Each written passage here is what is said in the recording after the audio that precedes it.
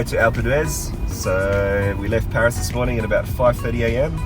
and it took about 7 hours. It's about 670 kilometers to get to the ski resort. There's another way to get there. You can also catch the fast train. So they have direct train lines on Saturdays and Sundays from Paris Gare de Lyon to Grenoble.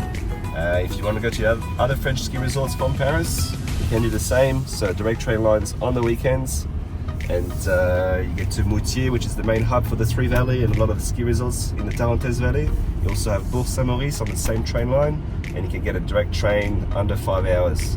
From there, you get a private transfer. We can organize for you. It takes about 30 minutes to get to your ski resort. The best airport to fly into the French Alps for the French ski resort is Geneva. All the premium carriers fly there. The best airlines to fly to Geneva for our Australian clientele is Emirates and Qatar. They only have one transfer in their hub in Dubai or in Doha for Qatar Airways. Otherwise, most of the other airlines, they have to go via another city, so Zurich, London, or Paris. But if you're going to be going to Paris, you can drive down, which is what we're doing now, to the French ski resorts. However, I would recommend catching the direct train for hassle-free, because once you get to the ski resort, you don't really need the car. There's everything there, supermarkets, shops. Your car's just going to stay there in the car park, in the parking for weeks. So catch a train if you can.